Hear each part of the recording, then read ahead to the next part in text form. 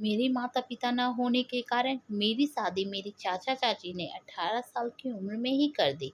शादी के बाद जो मेरे साथ हुआ, वह बुरा सपना बनकर मेरे जीवन में आया। हर रोज़ मेरे साथ शारीरिक और मानसिक अत्याचार होता। ये सिलसिला मेरे जीवन का सबसे कड़वा सच बनकर मेरे सामने प्रकट हो गया।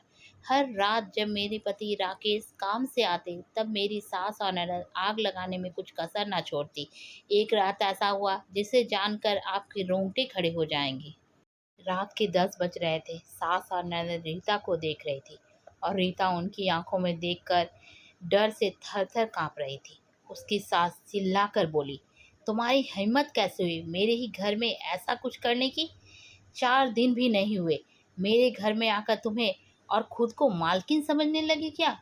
आने दो मेरे बेटे को। तुम्हारे हाथ पैर तोड़ने के लिए नहीं कहा तो मेरा नाम सुनीता नहीं। आज क्या हुआ क्या पता। सास जितनी निर्दयी थी, उतना ही निर्दय अपने बेटे को भी कर दिया था। हर एक नई दुल्हन अपने पति के घर जाने के लिए राह देखती है, पर रीता, वह तो उसके पति की राह भी कभी नहीं देखती थी, क्योंकि वह अपने पति से बहुत डरती थी। मन ही मन में भगवान का जाप जप रही थी कि उसका पति आज घर पर आए ही नहीं। पर जब तक उसका पति घर पर ना आ जाए, तब तक उसे उसकी सास खाना खाने नहीं देती। इतनी निर्दय उसकी सास ने रसोई घर को ताला लगा रखा था। ऐसा क्या हुआ था कि सुनीता रीता को ऐसे प्रकार का दुख दे रही थी?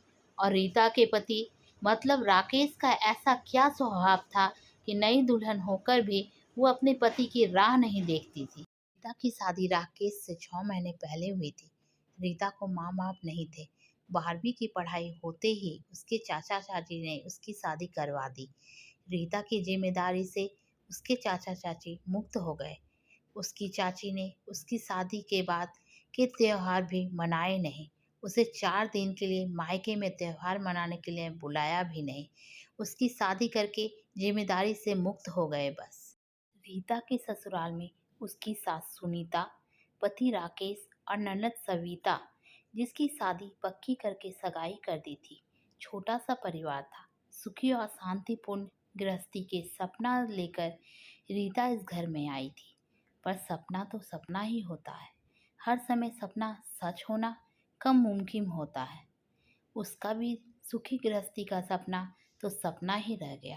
रीता की उम्र 18 की पूर्ण हो गई थी और राकेश 30 का था। दोनों के बीच में 12 साल का अंतर था। सास सुनीता ने रीता के लिए 10 नियम बनाए थे।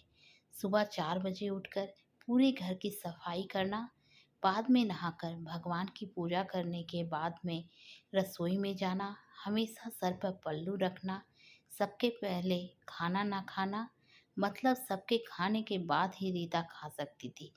ऐसे और भी कितने नियम कायदे सुनीता ने रीता के लिए बनाए थे। रीता को यह नियम पालन करने ही पड़ते थे, पर अभी उम्र ही क्या थी उसकी। उस वक्त उसके हाथ से अगर भूल हो भी जाती तो उसका पति या उसकी सास या फिर उसकी ननद उसे सजा देते ही देते थे। उसे मारने में भी कोई कमी नहीं रखते थे। उसे 5 साल बड़ी ननद सविता उस पर हाथ उठाने के लिए आगे पीछे भी नहीं सोचती थी। शादी को 10-12 दिन हुए थे। हर रोज राकेश 8 बजे तक आ जाता था, पर उस दिन 10 बजे गए थे, तब भी राकेश आया नहीं था। रीता को बहुत जोर से भूख लगी थी। उसने खुद के लिए थाली बनाई और रसोई में खाने के लिए बैठी। अभी पहला ही निवाला मुंह में डाल रखी थी कि तभी उसकी सास ने देख लिया। उस पर उसकी सास बहुत चिल्लाई। वह रीता से सहन नहीं हुआ। रीता बोली, वह अभी तक नहीं आए, मुझे बहुत भूख लगी थी, इसलिए खाने के लिए बैठी। सास कुछ बोलने वाली थी, तभी सविता आगे आई और रीता को चाटा मार दिया। तुम्हारी हिम्मत कैसे हुई मेरी माँ के सामने बोलने की? तुम्हारे घर में तुम्हें खाना नहीं मिलता था क्या? मेरा भाई तुम्हारा पति है, उसकी राह नहीं देख सकती क्या? अरे औरत, अपने पति के लिए क्या क्या नहीं करती। उतने में सास बोली, रहने दे सविता, क्यों उसके संस्कार सिखा रही हो? माँ बाप तो रहे नहीं और चाचा चाची ने ऐसी लड़की हमारे पल्ले बांध दी। रहने दे, तू चल बाहर, मैं ही रसोई में ताला लगा देती हूँ। और उसे रसोई से बाहर धकेल कर ताला लगा देती हूँ। रीता आंखों में आंसू लेकर बस देखती ही रह गई। 11 बजे राकेश घर आया। तभी सुनीता और सविता ने मिर्च मसाला लगाकर रीता के खिलाफ राकेश को भड़काया। वह तो माँ का भक्त। इतना ही सुनकर उसने गुस्से में आकर रीता को थप्पड़ मारा। उसे उस दिन खाना भी नहीं मिला। अभी आज की ही बात ले लो। रीता रसोई घर में खाना बनाकर सुनीता और सविता को खाना दे रही थी। दोनों हॉल में टीवी देखते देखते खाना खा रहे थे और इधर रीता एक एक गरम गरम रोटी उनको परोस रही थी। आज सुबह रीता को सिर्फ एक ही रोटी उसकी सास ने खाने को दी थी। रीता को बहुत जोर से भूख लग रखी थी, पर राकेश के 10 बजे के पहले आने वाला नहीं था। पर रीता को भूख सहन नहीं हो रही थी।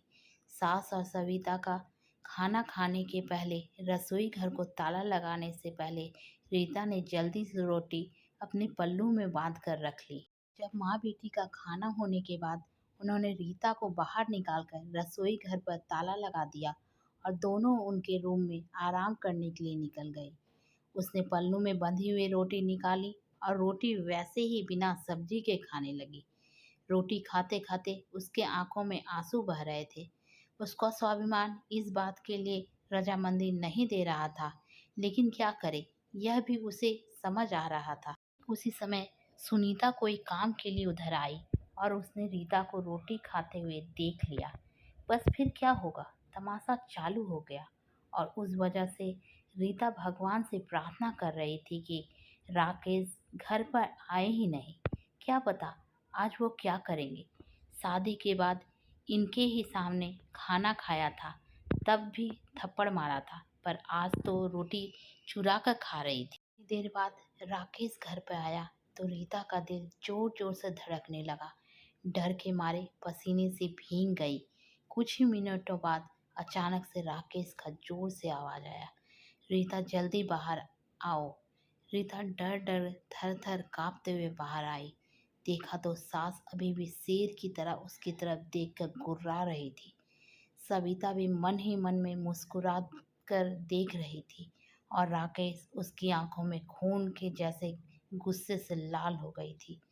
जैसे ही रीता सविता के सामने आई, उसने उसके बालों को पकड़कर जोर से धकेल दिया।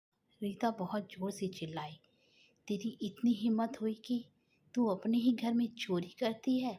रुक, तुझे तो मैं अभी दिखाता हूँ। बोलते बोलते राकेश ने अपने कमर का बेल्ट निकाला और रीता को मारने लगा। रीता जोर जोर से रोते हुए, दर्द से चिल्लाते हुए उसकी माफ़ी मांग रही थी, पर उसके पति को और घर में रहने वाले 2 औरतों को उसकी दया नहीं आई। रीता को सहन नहीं हो रहा था। तभी उसने राकेश को धक्का दिया और घर से बाहर भागने लगी।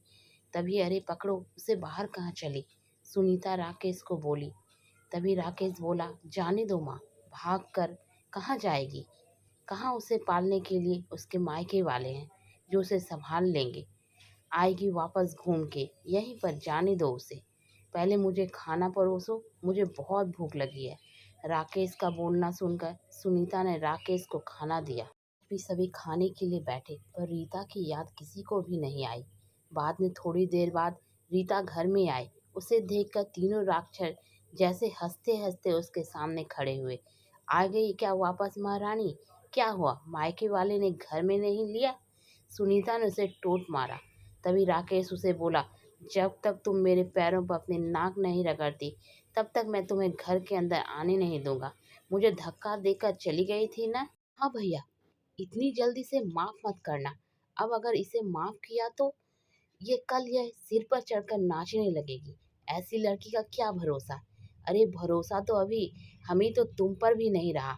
जो अपनी भाभी का सम्मान नहीं कर सकता, वह लड़की हमारे घर का क्या मान बढ़ाएगी? अचानक रीता के पीठ के पीछे से सविता के होने वाले ससुर की आवाज आई और वह अंदर आए। उन्हें देखते ही तीनों के चेहरे का रंग ही उड़ गया। अरे समधी जी, आप आए? रीता साड़ी ठीक करके माथे पर पल्लू लेकर बोलने लगी। उसी वक्त आया जिस वक्त आपकी बहू रास्ते से डर कर इधर उधर भाग रही थी। अच्छा हुआ अभी से ही तुम्हारा असली चेहरा हमें दिख गया। मैं आया नहीं तो हमारा घर ही बर्बाद हो गया होता।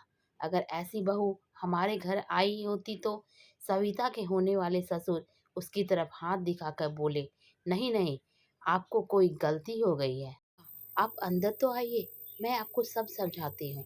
सविता ऐसी बोली तो उसके ससुर बोले, कौन से पापा, किसके पापा, माफ करो हमें, अब आपके साथ कोई भी रिश्ता नहीं रखना, और जो आपको समझना है ना वो बाहर खड़े पुलिस को बताना। अचानक पीठ के पीछे से पुलिस अंदर आई। पुलिस को देखकर उन तीनों की बोलती ही बंद हो गई। क्या बोले कुछ समझ नहीं आ रहा था। सुनीता नरम आवाज से रीता को बोली, अरे बहू, छोटी बात पर कोई पुलिस को बुलाता है क्या? छोटी सी गलतफहमी हो गई ना। और ऐसी छोटी सी परीक्षा हर एक औरत को शादी के बाद देनी ही पड़ती है। और यह तुम्हारा ससुराल है ना, ससुराल वालों का मान रखना तो तुम्हारा कर्तव्य है बेटा। माफ कीजिए सासू जी, मुझे ऐसे परीक्षा देने का कोई शौक नहीं है। मैंने शादी थप्पड़ खाने के लिए नहीं की थी। ऐसा कैसा ससुराल जहाँ मुझे रोटी भी चुरा कर खानी पड़ती थी? आपने मुझे कमजोर समझा था क्या? मेरा मायका नहीं है, पर मैं कमजोर नहीं हूँ। अभी यही संस्कार अपने बच्चों को जेल में देना। अंत में पुलिस ने उन तीनों को पकड़ के जेल के अंदर डाला। सविता की ससुराल वालों ने शादी तोड़ दी और रीता को एक स्वयंसेवक संस्था ने आगे जाने का मार्ग दिखाया। रीता संस्था के साथ में काम करके लोगों को घर में होने वाली घरेलू हिंसा के बारे में जागरूकता फैलाने लगी। उसने अभी सही मायने में जिंदगी की नई शुरुआत की।